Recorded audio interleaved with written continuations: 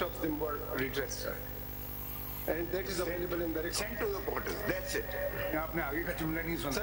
एक भी एक्शन नहीं। नहीं सर, मुझे redress भी हो गई। ये मुझे यही एड्रेस है कि आपने भेज दी। देखें, he was keeping quiet. We wanted to interrupt, we stopped him. Now please let him complete his what he's saying. Sir, he is allowed to do so. आप लोग प्लीज बैठ जाए, जो पीछे खड़े हुए हैं लोग जो इस केस से ताल्लुक नहीं रखते हैं।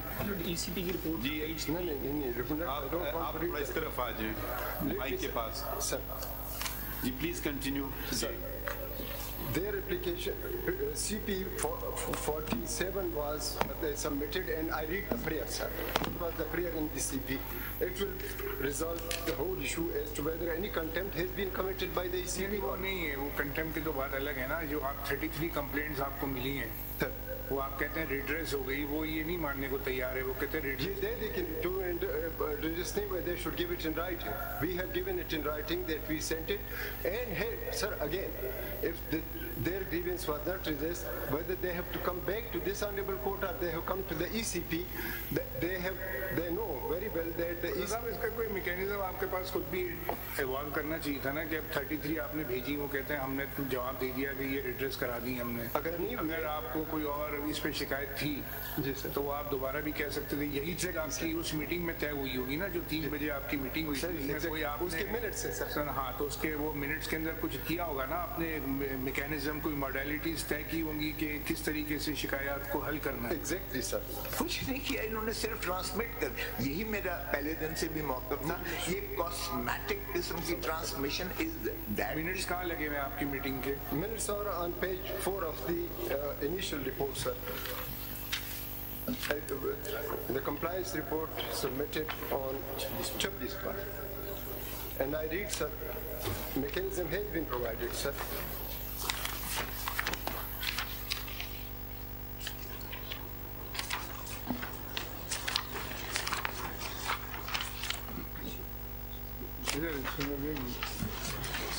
Page 4 पे? Page 4 of the initial report to registrar को दी थी compliance report.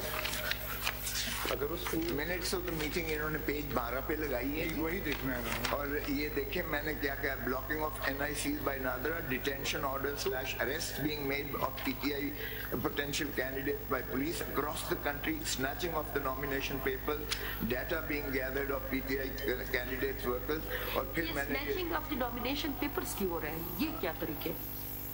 टीवी पे हमने देखा है nomination papers snatch कर रहे हैं। The nomination paper, the Chief Secretary and IG have submitted their report that if any incident had taken place, they could submit, and we had already written to the IG and Chief Secretary. हमें तो नजर आ जाते, TV पे देख लेते, आप लोगों का नजर नहीं आता। That is a matter of evidence. CDs लाया हूँ, औरतों को रफ अप किया गया है, फीमेल्स को रफ अप किया गया, कैंडिडेट्स को पुलिस ने बोल रहे हैं मैं CDs लेके आया। we attend to him or no? आप न्यूट्रल रहें, election commission. Sir, this is page 12 of the CM number 8. You want us to take over the Election Commission of Pakistan? Sir, I want that the Election Commission. Can you answer the question? Is it our constitutional mandate to take over the functions of the Election Commission of Pakistan? Now please let me complete a thought. To the extent that the Election Commission of Pakistan is not doing something in accordance with the Constitution or the law, we can look into it. But we are not the Election Commission of Pakistan. This point was also made very clear to you when the matter of elections came before us, that we will not settle the date of elections, which is the President or the Election Commission of Pakistan, or both, they can do so. And they did so. We are not, if you're going to say today someone's paper has been snatched, someone's paper has been rejected, then what we are doing in law would be assuming the duties of the Election Commission of Pakistan, which is not our job. If a returning officer accepts a nomination paper illegally or rejects a nomination paper illegally, there is a forum called the Election Tribunal.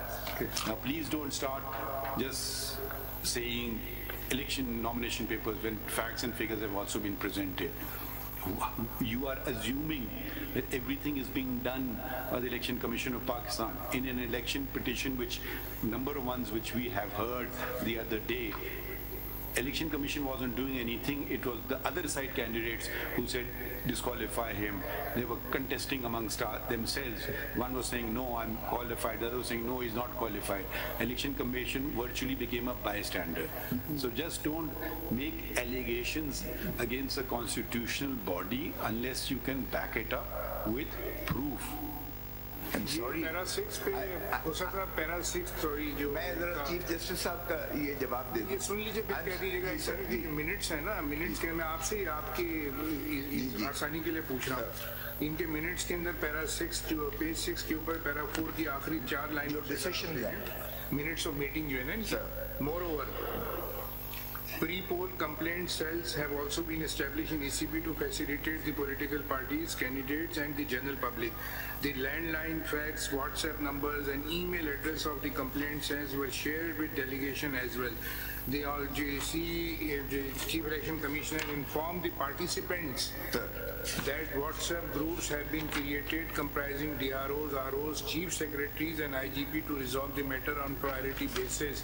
तो ये इसका आप इस्तेमाल नहीं करते हैं जो इनकी कंप्लेंट किया एक भी उस पर कार्रवाई नहीं हुई सारी दुनिया तो देख रही है लेकिन ये कहते हैं इंसिडेंट ही नहीं हुआ But my lord, I'm sorry. If you file something actually, in writing. If you file something before us, that's the only way we can function.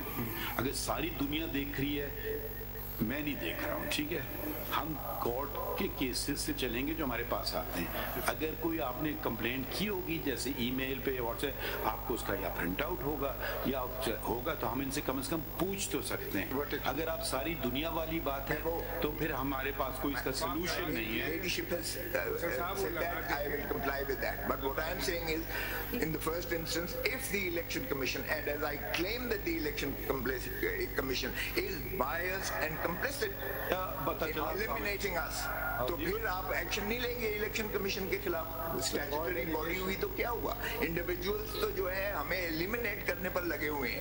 उन्होंने खान साहब को पहले जो है कंटेम्प्ट नोटिस जाके जेल में दिया है, कंटेम्प्ट नोटिस, और फिर उन्होंने उनको डिस्क्वालीफाई किया. You are playing to the galleries. No, I'm not. Yes, you are.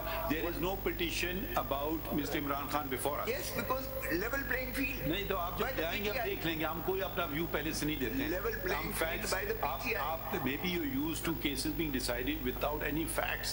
If you bring something before us, we'll issue notice, we'll proceed with it, we'll decide. ठीक है, मैं उनको भी बस please let us talk to Mr. Sharif. नहीं जो ये आपने कंप्लेंट्स की हैं उनका बताइए. माय लॉर्ड लिख के दे दें. कल मेन पिटीशन लगी हुई है पेशावर हाई कोर्ट में. आज की हमारी रिक्वेस्ट है 1:30 बजे 2 बजे 4 बजे एनी टाइम हमें शॉर्ट टेस्ट पॉसिबल. ऐसा दिन चुना है जो कि सबसे मुश्किल है. आज आपको पता है वो हमने फुल को आज 9 मेंबर बेंच है, उसके बाद स्पेशल बेंच है. कल सुबह ले लेते हैं आपका केस. कल सर पेशावर हाई कोर्ट में है तो क्या फर्क पड़ा. मेन केस वही लगा हुआ है जिस शॉर्ट ऑर्डर के अगेंस्ट हम यहाँ आए हुए हैं. इसलिए आज का हमें जो भी टाइम जनाब को मिस्टर हामिद खान साहब वो लाइब्रेरी में बैठे केस बैठे हुए हैं तो बुला ले ना. जब आपका मैंने आपसे पूछा आपने कहा मेरा केस नहीं उनका केस है. जी उनका केस सहमत तो कर लेना यहाँ तक आ जाएं. हम जब आउट ऑफ द वे जाके आपको बुला रहे हैं और कह रहे हैं कि आप पूछ लें कल केस अब लगा लें.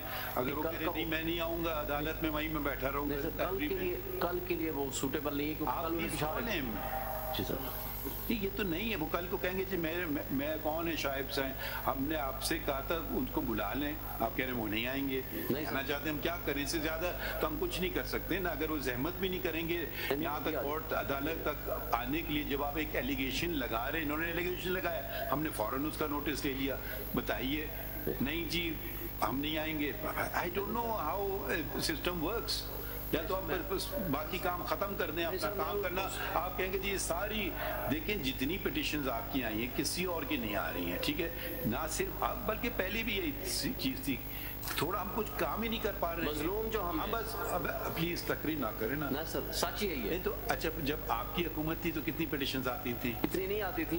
उनके ग्रीवेंस एड्रेस होते थे. उनके ग्रीवेंस एड्रेस होते थे. शायद सब सबसे ज्यादा आप ही की आती उस वक्त भी हम आपके पास आते. नहीं उस भी सबसे ज्यादा आप ही की आती थी किसी और की नहीं आती थी. अब हम आपसे अगर हामिद खान साहब जहमत नहीं करना चाहते हैं आने की उनकी मर्जी. You can't have it both ways कि बाहर जाके स्टेटमेंट बयानबाजी कर रहे हैं कि हमारी पिटीशन नहीं लिख रही है, जब चीफ जस्टिस और अदालत में पूछ रहे हैं कि कब लगे तो वो आने के लिए तैयार नहीं है। फिर हम ये ना करिएगा। चले अब आप हमें ये केस का बता लें, हम करें क्या इसमें आज? खोजा साहब से पूछ रहे की बात, आप बता देना क्या हम करें इस केस में। इस केस में मैं जवाब इसका मुफस्सल देता हूं, because I can रिबट everything that they have said कि कोई इंसिडेंट हुआ ही नहीं है। ठीक है, मैं सब्सटेंशिएट करता हूं उसको। आपकी कितना वक्त चाहिए आपको? मुझे थर्सडे को लगा दें या फ्राइडे को? आपको कितना वक्त चाहिए? थर्सडे या फ्राइडे को लगा दें। लगाने का हम नहीं पूछ रहे हैं, आपको 3 दिन कितना चाहिए? 2-3 दिन 3 दिन। ठीक है, इसमें लिखें the pursuant to the order of this court dated क्या था order? 3rd of January, my lord. So the किसने फाइल किया? January 2024. आपने क्या क्या फाइल किया? The Election Commission of Pakistan ये वो सेक्रेटरी साहब ने की है, रिस्पोंडेंट नंबर 2, और उन्होंने कहा मेरा कोई काम नहीं, मैं तो एडमिनिस्ट्रेटिव कंप्लायंस करता हूं। नहीं, ईसीपी और chief secretary. The Election Commission of Pakistan has filed criminal miscellaneous application number 082024 on 6 January 2024. आज की है इन्होंने, नहीं इन्होंने आज की थी, पुरानी वाली की ये आपने फाइल की है? जी जी आज की है जी। लेजिबल इनसे पूछ रहे ना, इन्होंने फाइल की है ना, ये आपने फाइल की है? जी सैटरडे। हाँ, ये तो 6 आज हमने कॉपी नहीं देना please. As filed is criminal miscellaneous application number 08 on 6 January 2024. इसमें डेट लिखी हुई है 60। नहीं, आज इन्होंने दी है। मुझे क्या Legible. It was filed on 6th. रात को ये आई भी थी मेरे पास। लेजिबल कॉपी तो आई नहीं थी। आज दी है इन्होंने लेजिबल कॉपीज। ये थोड़ी साफ कॉपीज है ऐसी। कोर्ट में भी इन्होंने मुझे कहा है कि ये हमने फाइल की है लेजिबल। तो इससे क्या था? आप क्यों मुझे इंटरप्ट कर रही हैं?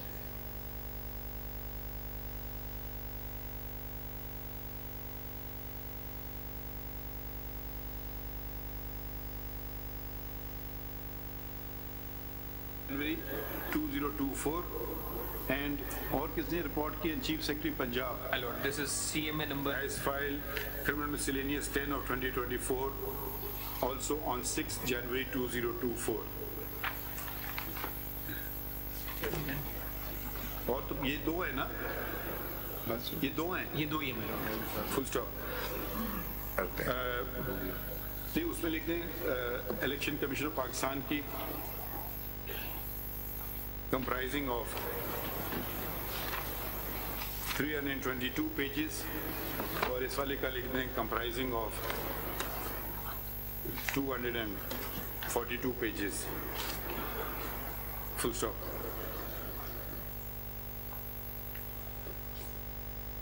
We inquired from the learned counsel whether there was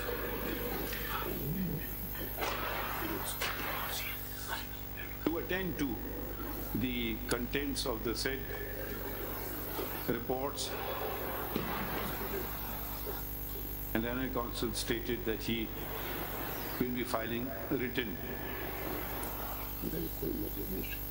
response thereto and sought 3 days time to do so.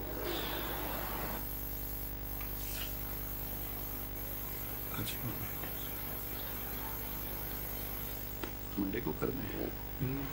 Full stop. The response that is filed,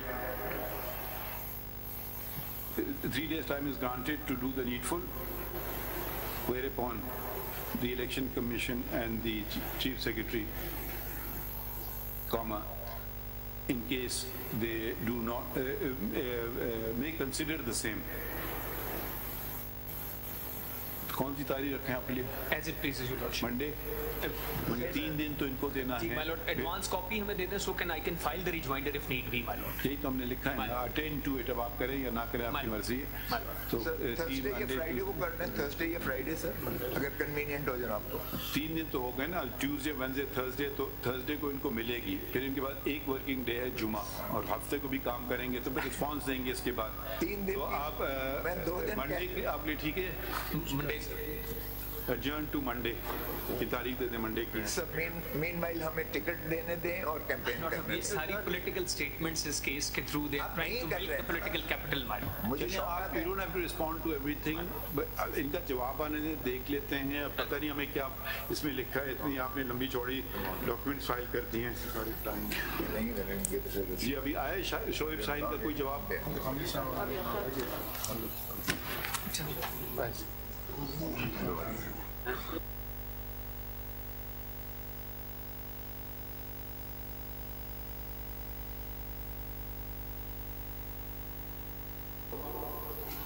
Tomorrow it's fixed before the Peshawar High Court. Whenever you want, we'll fix it.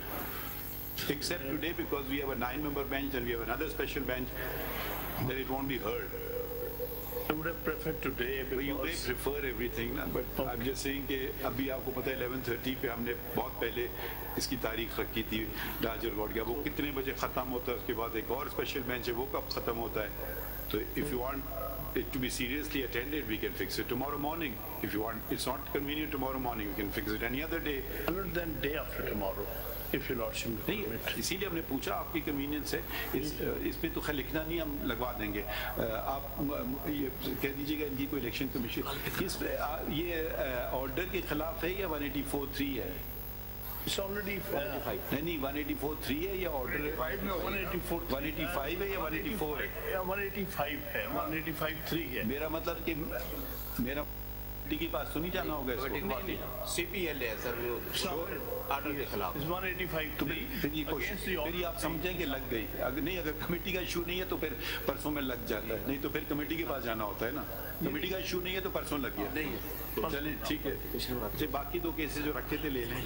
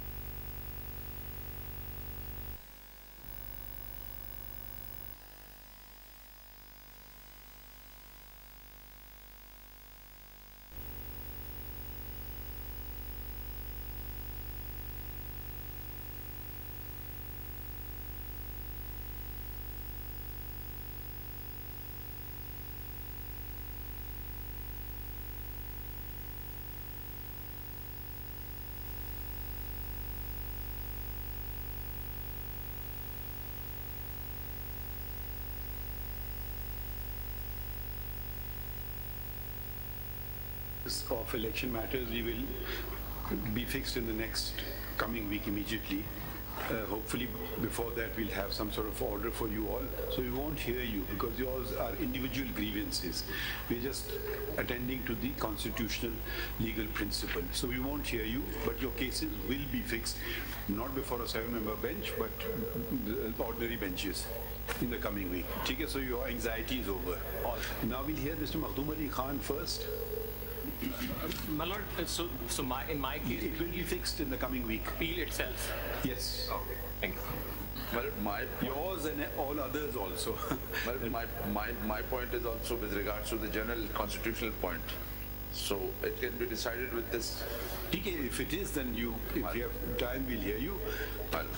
Otherwise, let the senior counsel start.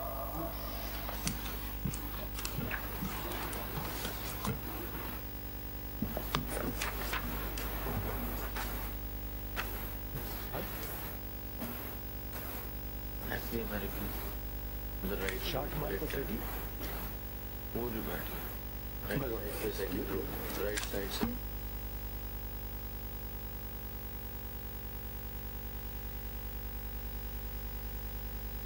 Straight away proceeding with it because some preliminary groundwork was done last time when I was on my feet before your lordship. Yes. My lord, the basic issue before this honorable court is the decision of this honorable court's 5-member bench in Samiullah Baloch, which reiterates and expands upon some of the earlier decisions, and also subsequently the dilution somewhat of Samiullah Baloch and it being followed.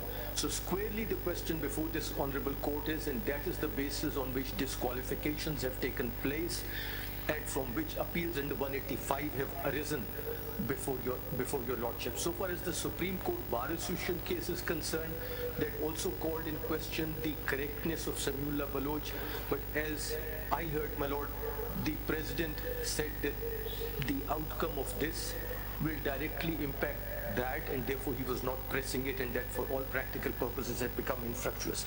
My lord, when we look at Which is your case, first of all, number? My lord, mine is CMA 6. In response to the public notice issued by this honorable court, I have filed that CMA, and that is before your lordship.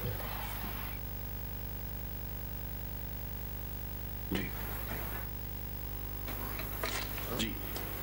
My lord, when we look at Samiullah Baloch, and your lordship looked at some parts of it yesterday, Samiullah Baloch makes a complete disconnect between Article 62 and 63 of the Constitution. It observes that these are two different sets and two different considerations prevail, and therefore the interpretation of or the language of Article 63 would not be allowed to inform the language of Article 62 of the Constitution. Now, having said that, what is the kind of declaration that this honorable court envisages under Article 62 1F? My lord, it is clear, and I'll read out those passages, that this honorable court is not talking about a declaration made under the penal laws of the country, whether that be under PPC, or whether that be under the Election Act 2017, because there too the Sessions Judge has penal powers, or under the Election Act or ROPA, Representation of People Act, which previously existed, where too the Sessions Judge had some criminal powers to punish corrupt and illegal practices. Because their lordships put them all virtually, without always identifying them, in a separate category. There they say that the person has paid his debt to society and virtually, therefore, he's back in the fold. The declaration envisaged by this honorable court under 62(1)(f, it was read out to your lordship yesterday, and may I draw your lordship's attention, Samiullah Baloch, my lord, is in this volume 1A filed by me. It is on tab 7. This is PLD 2018, Supreme Court 405. The relevant page of the law report is 435.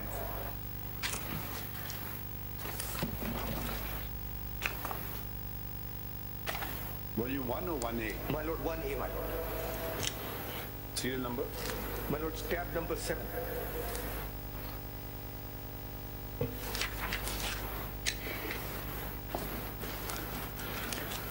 If your lordship turns to page 434,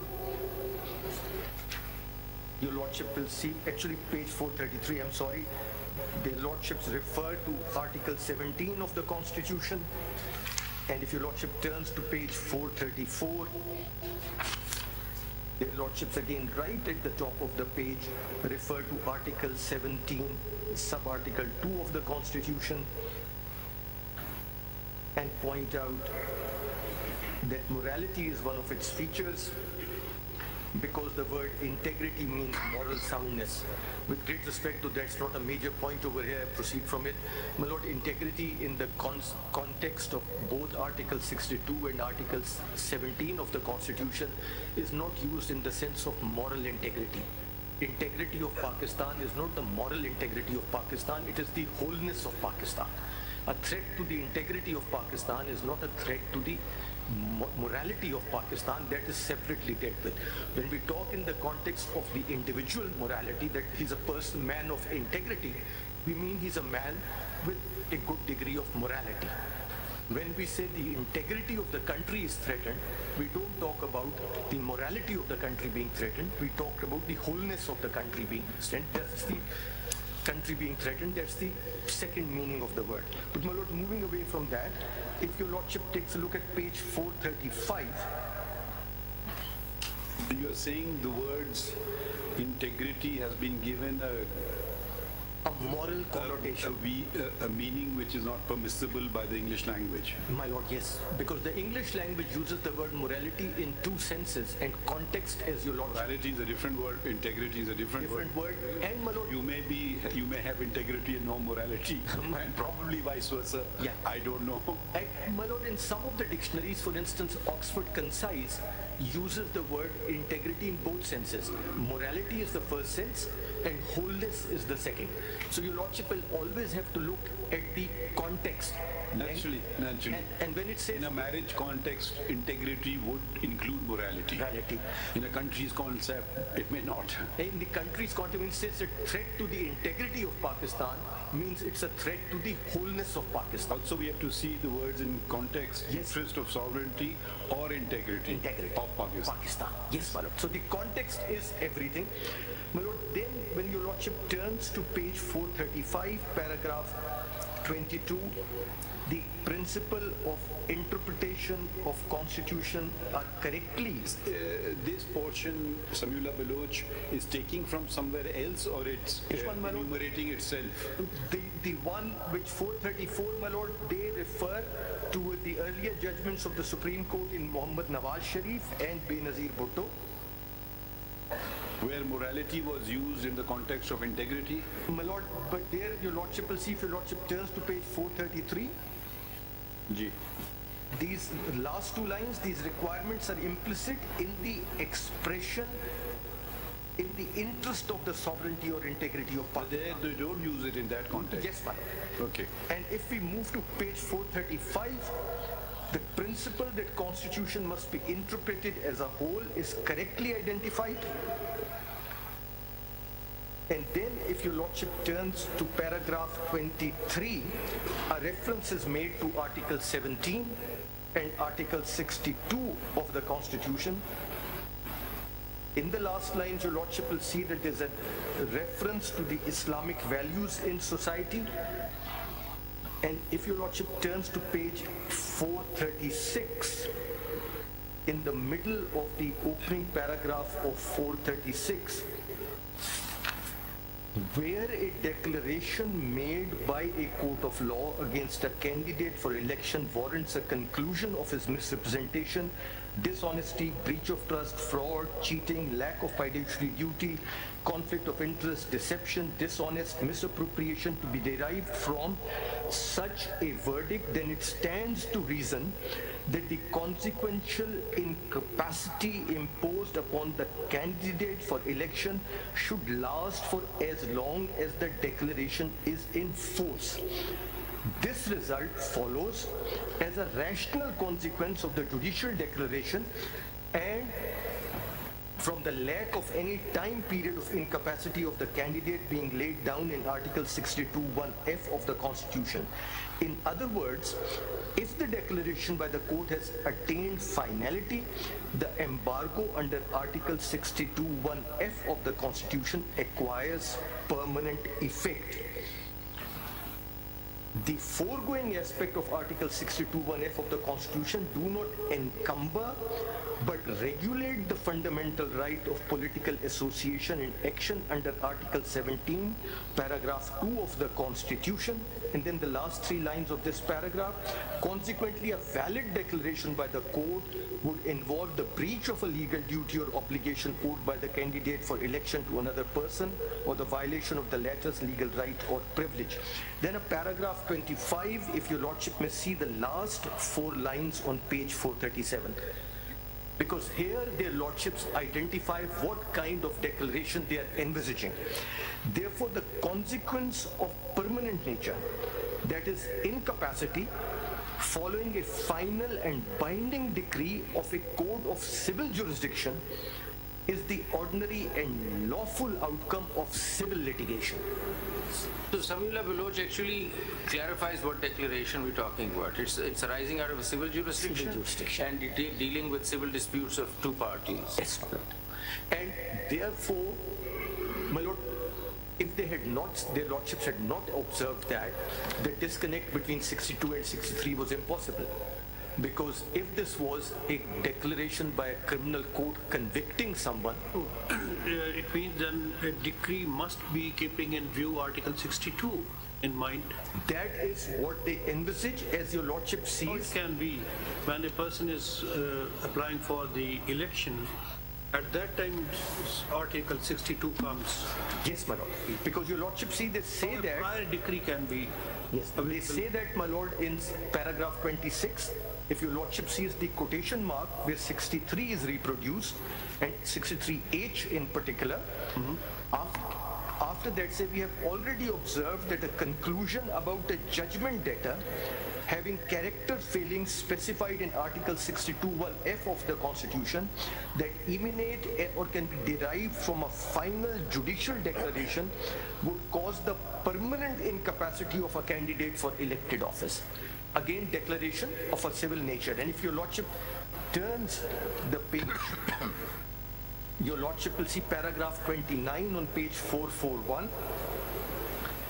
Under Article 62(1)(f) of the Constitution, the judicial declaration by a court of civil jurisdiction against a candidate for election to Parliament would adjudicate misconduct of the candidate that has not resulted in his criminal conviction and sentence for more than 2 years by the competent court.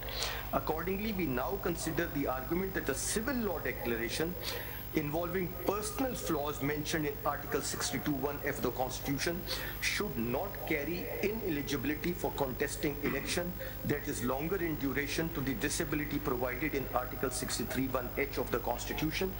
Then they mention 63(1)(h) of the Constitution, my lord, from paragraphs 30 to virtually paragraph 32. Their lordship cite the previous case law from paragraph 33 to 35, and on page 444. So Mr. Makhdoom, one thing that we could actually rely on Samiullah Baloch is to clear ourselves as to what declarations we're talking about. So declaration arising out of civil jurisdiction, which is an outcome of civil litigation. So several other declarations which are not arising from civil litigation or civil jurisdiction are out of the picture. Yes, madam. So ek to wo limit ho gaya na. So one benefit that one could probably draw from Samiullah Baloch is that the nature of that declaration is quite obvious. The second question would be, of course, the duration, but this is quite clear. And my lord, that immediately leads to 2 submissions. Your lordship, in my research, I have not been able to find out, but your lordships may be aware better than me that I could not find a case from any common law jurisdiction where, as a result of a civil liability and a decree of a civil court, a citizen is denied the right to exercise or the protection of a fundamental right guaranteed by the Constitution for the rest of his life. Criminally, in criminal law, it may happen. About a banking case. My lord. How about a banking case? My lord, yes. The banking case is declared my lord, yes. debtor. Now, the question is, the law says that if you're a debtor, till you are a debtor, your disability is there till you clear the debt Correct, my lord. Your lordship is absolutely right, and that is why your lordship will find that insofar as that is concerned, that is reflected in Article 63 of the Constitution. And Article 63 talks about, one, the debt having been outstanding for a particular period of time, and till such time that it is paid. The moment that debt is paid, debt is removed. I was talking of a situation where a civil liability results in a person being deprived of his right forever. Because in this case, my lord, in the case of a debt, as your lordship has rightly identified, or utility bills not being paid, the moment they are paid, the debt is met, the person is eligible. In this case, what does he need? In this case also, they say that till that decision is there, you remove that decision, you challenge that decision, set aside that decision, and your disability goes with it. My lord, their lordship say that determination taking place from a court of final determination. Let us say that first of all, my lord, which court is capable of granting a declaration under the civil laws of the country, whether it be a Section 42 court or a Section 9 court or even an Article 199 declaration that a person is sagacious, mean, righteous, non-profligate. Because your lordships generally grant declarations about a legal title or a legal character. There is no civil court in this country which can grant that. My lord, now let's turn to the election laws. The civil code under the election law. One question, Mr. My lord. The two questions rather. One is that whether the civil court has the jurisdiction to grant negative declaration, and number two, whether that court has the jurisdiction to fix the disqualification of a candidate. My lord, for a certain period of, even for life, whether the court has power. My lord, my submission would be that the reason why a civil court can't do that is twofold. Number one, the civil court is unable to do that because of the language of Section 42 and Section 9 and Article 199. And the second is that such an issue, when it arises particularly in the context of an election, because the issue of qualification or disqualification will only arise in the context of an election, that jurisdiction is completely ousted by Article 225 of the Constitution and the judgments of your lordship. Your lordships have said no election will be called in question. The meaning under Article 225 of the Constitution, and your lordships have said in Javed Hashmi's case that election starts from the time the Election Commission notifies the schedule till such time that a candidate is declared, returned or elected. The decisions of the election tribunal, your lordship have said in Raza Hayat Hiraj's case, cannot be called in question even in a writ petition. Prior decree B cannot be used. My lord, suppose there is a prior decree before the start of election that cannot be used in the... My lord, the prior decree will only say whether I have paid my debt or not. Now, in that case, as my lord, Mr. Justice Yahya Afridi identified, there will be a disqualification attracted under Article 63 of the Constitution. No declaration under Article 62 of sagaciousness or righteousness. My lord, which, your lordships with your vast experience in civil law, which civil court, when passing a decree, even in a banking suit, and says this money is outstanding, then goes on further to declare that this person has ceased to be sagacious, righteous, so that's the question. Can you just go back, Mr. Mahdum? My lord. We cannot attribute redundancy to the Constitution, even though it's quite clear that there's no such declaration that can come from any court, but we have to give meaning to because we can't just throw it out. So making an effort to giving it a meaning, this paragraph is crucial in Samiullah, that the declaration they're talking about is arising out of civil jurisdiction, inter-party litigation. So for example, there's a case where a sale deed has been struck down as being fraudulent or forged.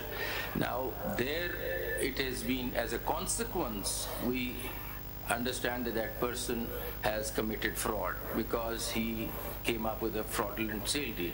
That is a bit of a construction that we have to do just in order to justify this declaration given in the court. Having said that, all the other declarations which are coming in through original jurisdiction and the writ jurisdiction not arising from civil jurisdiction are out of the canvas, right?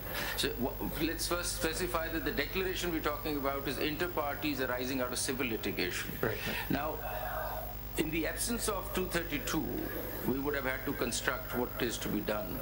I'm just saying that legislation could, not justifying 232, but legislation could say that for the purpose of election, such a civil, such a decree which is arising out of civil litigation could have a time frame for purposes of election. So the question is, can legislation put a time frame on this declaration? Could that be possible? Not the way it's worded in 232. My question to you is that, first of all, Samiullah Baloch helps us identify that which declaratory decrees we talk about, which declarations are relevant. Declarations arising out of civil jurisdiction, which are inter partes, number one. Now, could legislation, not the way it is done today, but could legislation say that this declaration will continue forever for between the parties, but for the purposes of election will have a time frame? Such a legislation is not the way it is done now in 232, but could such a legislation be possible to say that a declaration inter partes arising out of civil litigation for the purposes of election would only be for 5 years, even though between the parties it will remain forever till it is set aside, but for the purpose of election? Could such legislation take place? My lord, that was a bit later, but may I address it right now? My lord, when your lordship looks at 62(1)(f), the constitution makers under the 18th amendment do not say that this is a declaration of a civil court. They say no declaration to the contrary by a court of law. A criminal court is as much a court of law as a civil court. Now, if your lordship reads a court of law as a court of law, a court of plenary jurisdiction, that would include courts both on the civil and criminal side which decide cases after recording of evidence. And in that, if your lordship does that, then 63 and 62 will have to be read together. There's no way one can read them differently. My lord, may I just preface this a little further? Sure. My lord, a question has been asked and repeatedly that, and my lord, Mr. Sajjad Afridi asked that again yesterday. Why have two lists? Justice Hilali asked the same question again. Why have two lists? What's the difference? My lord, the two lists made perfect sense under the original 1973 Constitution. The list of qualifications was that you should be a citizen of Pakistan. For MNAs, you should be 25 years of age. For senators, you should be 30 years of age. And that is where the qualifications ended. All three were qualifications. The disqualifications were that he is of unsound mind, that he is an undischarged insolvent, or he ceases to be a citizen of Pakistan or acquires the citizenship of a foreign country. When your lordship looks at them, there is no disconnect. The qualifications are separate, the disqualifications are separate. Sorry, there is a disconnect. They deal with two different subjects.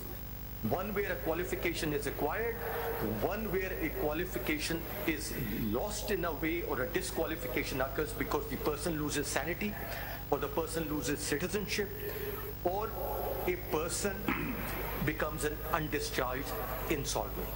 The moment the court declares that person as insolvent, then the disqualification is removed. The moment there's a declaration that the person is of sane mind, the disqualification is again removed. The moment the person acquires the citizenship of Pakistan or sheds his foreign citizenship, the disqualification is again removed.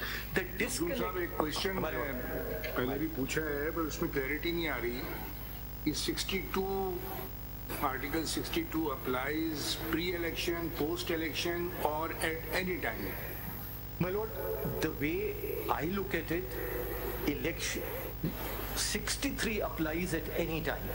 Yes. 62 applies only at the time of election because he shall not be qualified to be elected or chosen as a member of Majlis-e-Shura. At the time of filing nomination.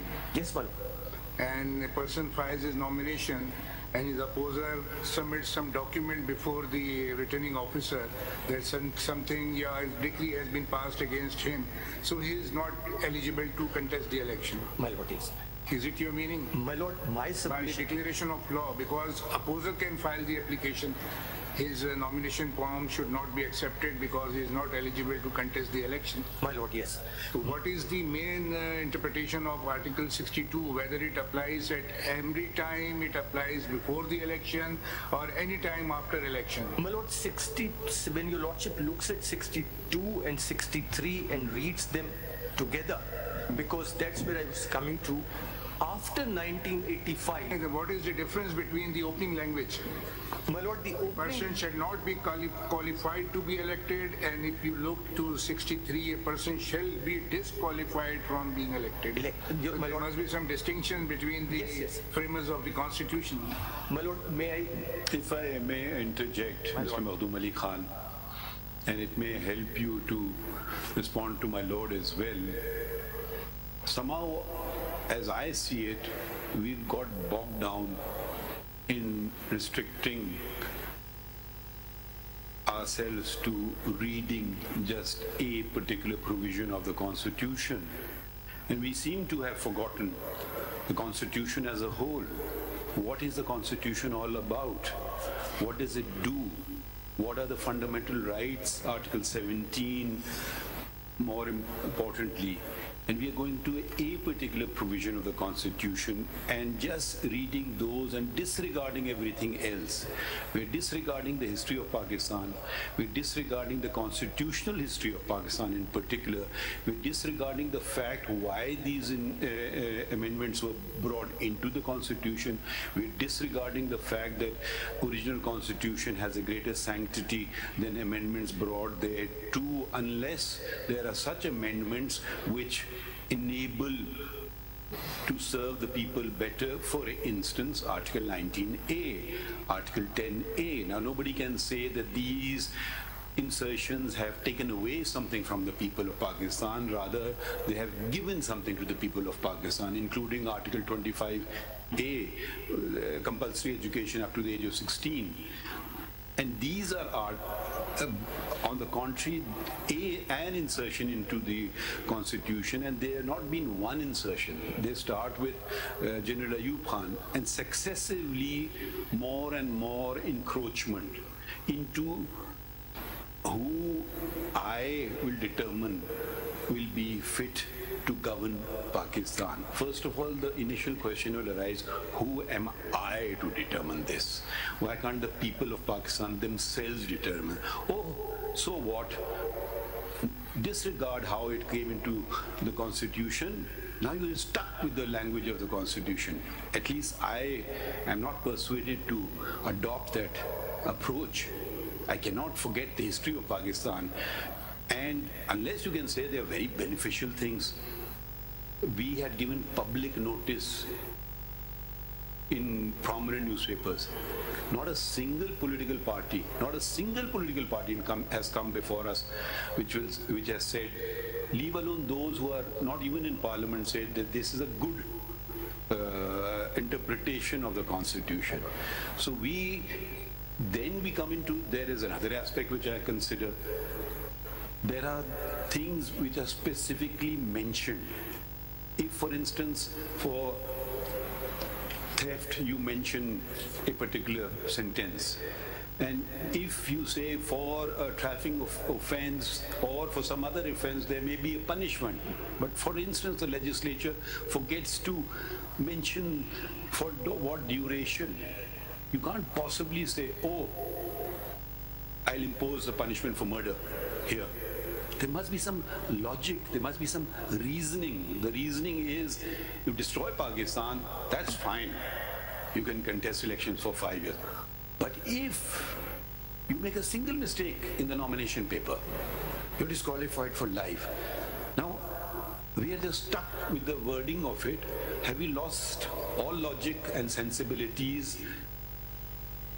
I mean, why are we not? Nobody's addressing that. I keep requesting that to be addressed, but we're just bogged down by this 62(1)(f) and the whole of Pakistan, because a general decided to impose that, has now got us thinking. Leave aside the Constitution of Pakistan, we're just stuck with his language. So can we just, what I really wanted from you as a constitutional expert was to expand our vision and not restrict it. And everybody's just working on those particular wordings. How does this mean? What does this mean? What does a court of law mean? Is it a court of plenary jurisdiction? Is it a constitutional court? Yes, those are necessary, important questions.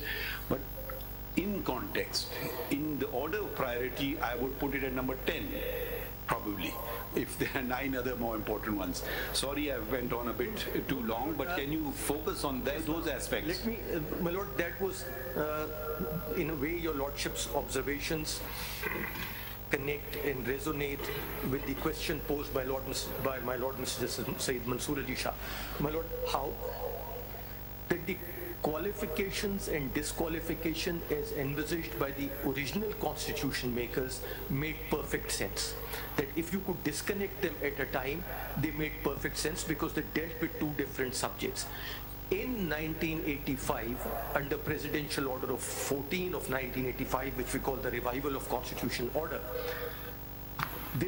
all these changes came about with a minor change again through the 18th Amendment. At that time, where a whole host of disqualifications and qualifications were added. And when these were added at that time, virtually we lost the plot. And it would be difficult to say that 62 and 63 are now disconnected provisions. They are connected, they have to be read as a whole. Now, insofar as those amendments were concerned, they virtually were envisaging, as observed by one of your lordships in an earlier 7-member bench judgment, virtually a society of angels and parliamentarians who were probably even holier than angels to come into parliament. So there was a disconnect with real life, which reminds one of, your lordship's observations remind one of the quotes of Abraham Lincoln, that it has been my experience that folks who have no vices have very few virtues. So virtually introducing a society of people with no vices and few virtues. But my lord, in these qualifications and disqualifications, these very long list, there is a connection. And the connection is that you cannot read Article 62 without looking at Article 63. And even earlier, you could not read Article 62 and 63 without being conscious of the rights of citizens under Article 17 of the Constitution. This court has always been mindful not to disenfranchise people, that the right of people to form and join political parties is there, and a person has a right to contest elections. 62 and 63 both make inroads to an extent under that fundamental right. The inroads were sensible inroads when it came to the original 1973 Constitution. That we will not allow an insane person to be a member of the parliament. That we will not allow an undischarged insolvent to be a member of parliament. We will not allow a person who is not the citizen of Pakistan or is the citizen of another country to be a member of parliament. That we require that persons should be at least 25 or 30 years of age, being National Assembly or Senate respectively, to be members of parliament. And that none of those make an inroad into Article 17 of the Constitution. So why are we interpreting it in this manner then? And then something has also been said that ordinary legislation is not a substitute for a constitutional amendment. Okay, you bring in a constitutional amendment, we strike it down. So our wisdom is paramount. My lord, so we can do whatever we want to. not guided by anything other than our own vague ideas of morality. My lord, and that is the submission that two things you will not find. You will not find a judgment from the common law jurisdiction where by a declaration of the court, because this is not a declaration of parliament, my lord, Article 63.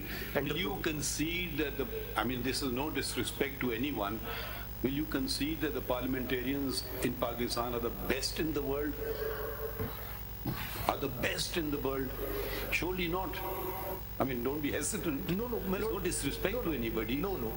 Does any other country, a single country in the world, have this test for parliamentarians? My lord, not that I am aware of. Not the US Constitution. So if we have this test and we don't have the best parliamentarians in the world, that means this is not even a workable law, if at all anything else. It's just words on a piece of paper which I can use for my personal projects, I would say. Tomorrow you are honest, you can be declared dishonest, out, in, it's up to me. I can just write some few words of English language and that's that. To give an immediate example, the US Supreme Court has a similar requirement: citizen, age. Those are, you can physically, yes. You can check this, yes. Like we had in the 73 Constitution. Even when the US Congress sought to introduce new qualifications of this kind at a particular period of time, in Powell versus McCormick, the US Supreme Court struck it down. They said no. The Constitution has given a list of qualifications. Congress cannot add to that list of qualifications. That's where we stop. So the courts in other places have gone the other way. They've said, here is... Mr. Mazloom, speaking for myself, we'll have to, expounding the Constitution, we have to rely on the tools of interpretation. My lord, yes. I look at the Constitution post 18th Amendment. To me, the dictator argument is out of the window because it is the 18th Amendment passed by the Parliament. So I need to give it a very serious thought in interpreting the Constitution. So every word to me is important. I could just disregard all the words and say this is not the Constitution. That cannot happen, even though I might disagree with the wording of it, but some meaning has to be attributed to it. I find the declaration personally making no sense, but I have to give it a meaning because I can't throw it out of the Constitution. I don't have the jurisdiction to do that. So having said that, you were at that moment explaining that the court of law could have criminal and civil both. Could you just resume from there and explain? A court... Can you also attend to a side query with what my lord has just observed? My lord is, with the greatest respect, assuming that there will be redundancy to the Constitution. I would reframe it. There would be redundancy to the interpretation of the Constitution by this court, which is not quite the same thing. The Constitution does not say that you stand disqualified. We say you stand disqualified. My lord, if the Constitution had simply said so, end of story, fine. That argument would be, but it is how we interpreted the Constitution has said so. I don't know if that's a valid point or not. May I as counsel mediate a safer course for myself by saying by saying no, please, we never mind anything being said here. No, my lord, because you see, we bounce ideas, our thinking clarifies. Take the hard response. My lord, be as critical as you want. My lord, the safer course which I suggest for myself is that when your lordship looks at the Constitution, whether your lordship looks at it, my lord, as my lord the Chief Justice is looking at it, or my lord, your lordship Sayyid Mansoor Ali Shah Sahab is looking at it, there is no redundancy. Redundancy is created by Samuel Baloch. If your lordships read the Constitution the way Samuel Baloch reads it, there is redundancy. If your lordship reads the Constitution, the legislature intended it after the 18th Amendment, there is no redundancy.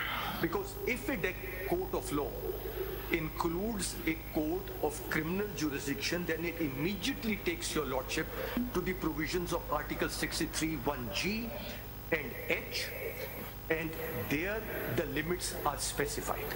Their lordships then make a further distinction, and that's again Samiullah Baloch, that a person who has been convicted has then paid his debt to society, forever suffers the odium of being a convicted criminal, and therefore he is in a different league than from a person who suffers a civil liability. Parliament doesn't make that distinction.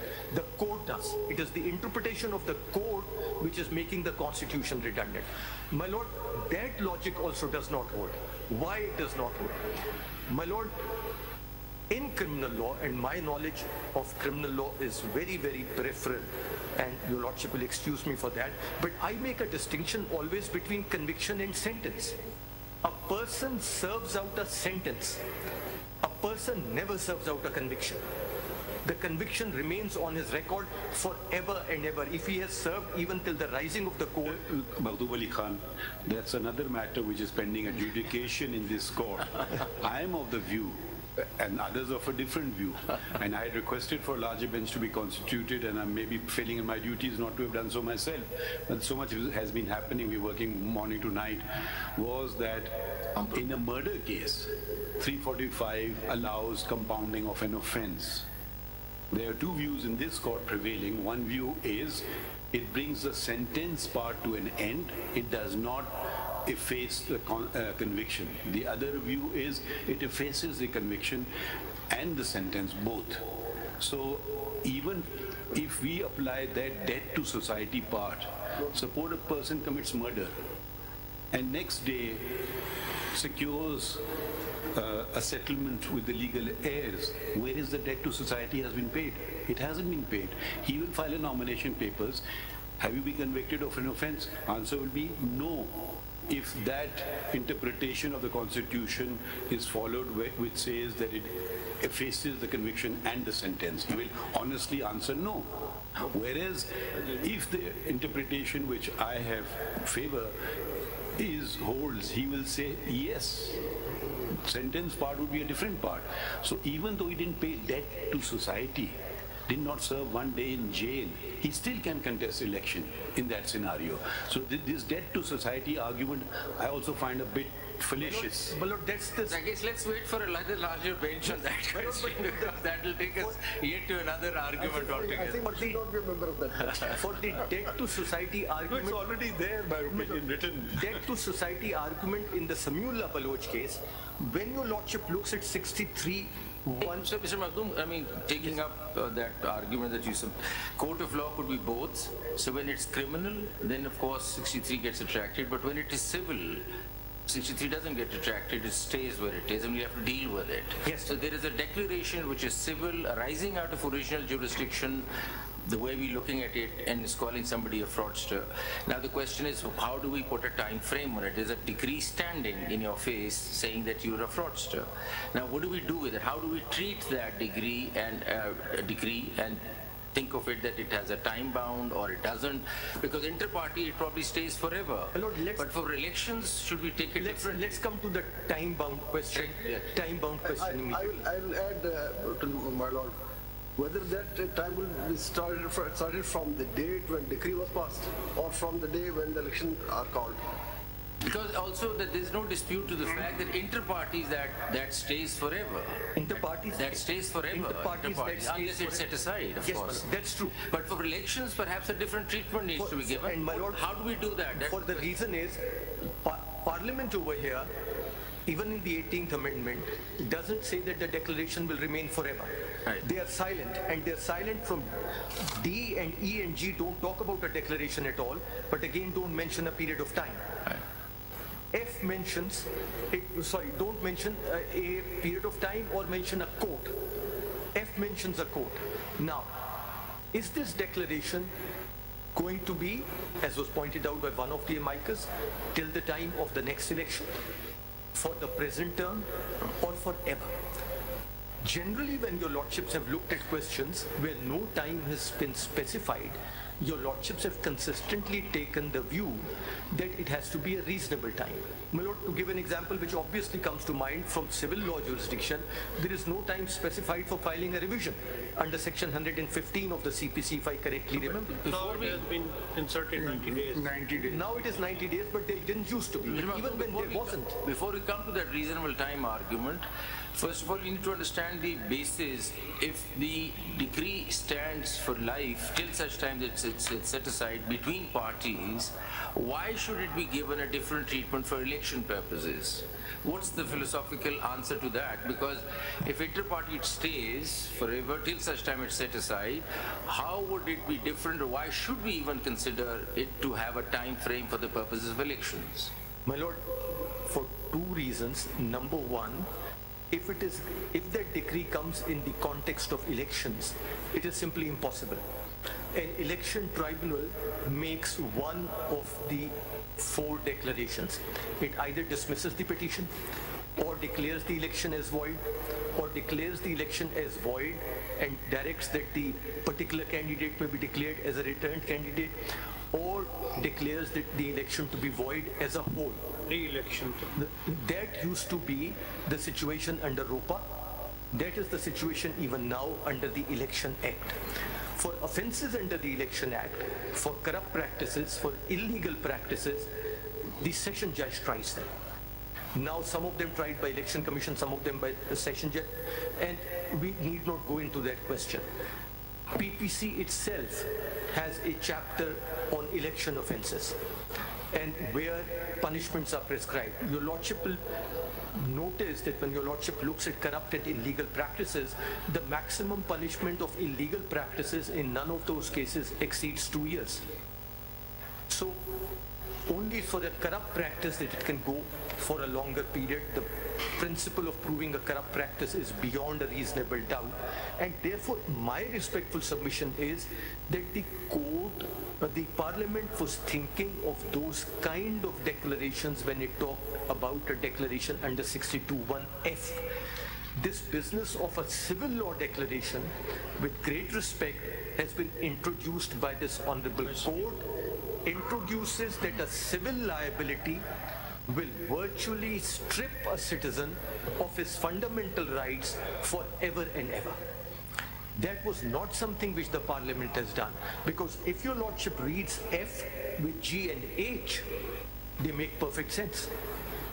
अब देखिए मखदूम साहब एक बात और जरा suppose अगर कोई court civil court say declare somebody that he is cheater, he has cheated somebody, makes fraud, committed a fraud, और उसका rival जाके उसके खिलाफ FIR दर्ज करता है under PPC section 415 and 420, और FIR के बाद he is convicted, conviction के बाद तो वो उसको सजा मिल गई, क्या फिर भी वो सारी जिंदगी ऐसा ही रहेगा कि वो he is debarred from contesting elections? Sir, in that situation you will have an absurd situation. The absurd situation would be that on account of that civil liability, he will be forever disqualified, but insofar as the criminal liability is concerned... talking about civil declaration, किसी के खिलाफ declare कर दिए, जी sir, वो तो time नहीं देगा, civil court तो नहीं, you are debarred from, वो simply कहेगा you have committed fraud by changing the documents और जो भी दूसरी पार्टी कहती है कि चूंकि आपके खिलाफ एक डिक्लेरेशन आ गई कि आपने चीटिंग की, वो जाके FIR दर्ज कर देते हैं, FIR की बुनियाद पर PPC में जाके क्रिमिनल कोर्ट में चल रहे तो वहाँ पे सजा हो जाती है 2 साल 5 साल जितने भी, क्या सजा खत्म करने के बाद स्टिल उसके सारी जिंदगी डिस्क्वालिफिकेशन 5 साल? सर 63(1)(h) के तहत उसकी डिस्क्वालिफिकेशन खत्म हो जाएगी, लेकिन अगर वाली बात है कि इसको 63 के साथ पढ़ा जाए, अगर समीउल्लाह बलोच सही फैसला हुआ है, Samiullah Baloch has been correctly decided, then on account of that civil declaration against him, he will be disqualified for life. So in spite of the fact that under a criminal declaration he has paid his so-called debt to society, under the declaration made by civil law, debt to society argument कहीं constitution में है? नहीं है, नहीं है। ये तो देखिए वही बातें हैं, we're getting bogged down into things. When the constitution itself grants parliament the right to disqualify for periods of time, The only argument left is since this matter falls in 62(1)(f), therefore Parliament can't do it. Where's the logic of this? I don't understand the logic of it. At the end of the day, बाकी नैब law में उन्होंने 10 साल कर दिया है, दूसरे law में ये कर दिया, फला कर दिया है, क्योंकि 62(1)(f) में नहीं है तो हम और ज्यादा कर देते हैं. मुझे I don't understand. I mean, everything must be logical. I mean, we are not philosophers determining points or fine points. What is the logic? How will you persuade? After all, this document is not for lawyers. This document is for the people of Pakistan. Please explain to the people of Pakistan why a NAB convict will get 10 years disqualification, another will get this type of disqualification. But if in your nomination paper you have a provision, and I can ask you this question and let's see if you can answer it correctly. It says how much gold you have in grams. Will you go to and weigh it at home? How much gram gold you have, you make a mistake in that, or forget to mention a ring that you're wearing or your wife is wearing, and you are disqualified for life. Please explain. I mean, let's not get so bogged down in constitutional niceties where people of Pakistan lose trust in the constitutional document of Pakistan. That is very important. Please explain it to, because you are on live television, explain it to the people of Pakistan, the logic of it. My lord, because it's a 5-member bench judgment of this honorable court, may I respectfully submit that the logic is too subtle for me to decipher. I find you can assist us. And I presume you are fairly educated, Mr. Makhdoom Ali Khan. My lord, I would like to think so, because otherwise I would not be qualified to practice at this bar, my lord. So talking about logic, which the Honorable Chief Justice, and taking that further, if a convicted person, a conviction, as you said, stays, if a convicted person can come back and contest election, so it appears that the Constitution is treating election as a totally different ballgame, yes, and looking at convictions and decree.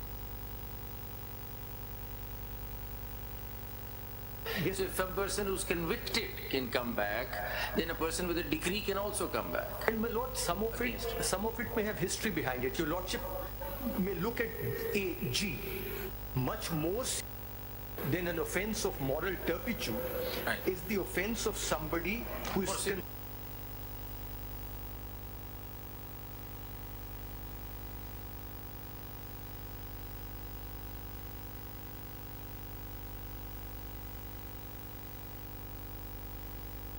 historical basis. If you go back in the history of the world, not just Pakistan, it has a historical basis. My lord, the Americans fought a civil war. 2 states, there was a confederacy and there was union. Mr. Jefferson Davis was the president of the confederacy. Mr. Jefferson Davis, the prosecution against him collapsed. His vice president, 2 years later after the civil war, was elected to the US Senate. Why? The idea was to bring the union together, not to keep the people permanently disqualified from participating in the democratic processes, because it is participation in the democratic processes which holds. Who was the vice president? My lord? Who was the vice president? My lord, I have the name, I keep forgetting it. Gigi. Sorry. American history.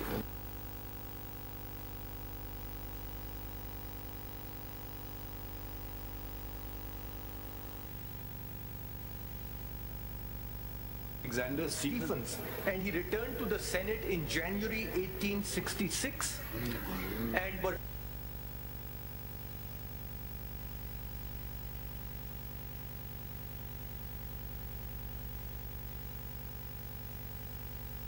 to General Sherman, saying that, you know, as president, I would be bound to oppose Jefferson Davis getting away.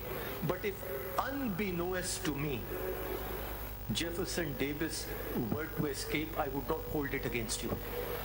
So he was basically saying, now that the Union has won the war, the country has come together, look the other way, let healing take place, let reconstruction take place. He's saying the Constitution talks about strengthening democracy through the process of elections. Yes. And it is saying that even convicted persons who serve their terms will come back and participate, because participation in election is perhaps a larger principle at work. People need to come back into elections because that then strengthens.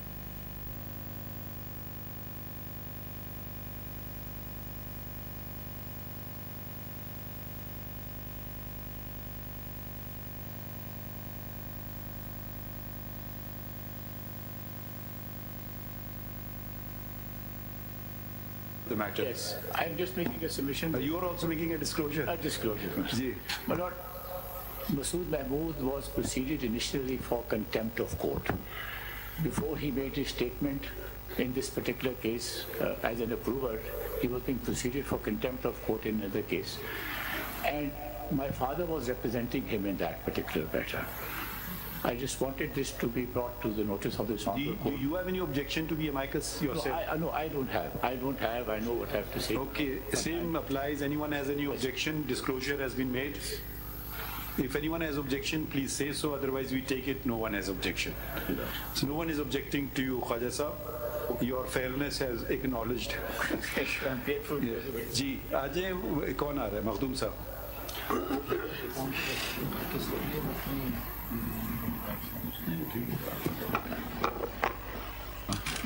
Ji.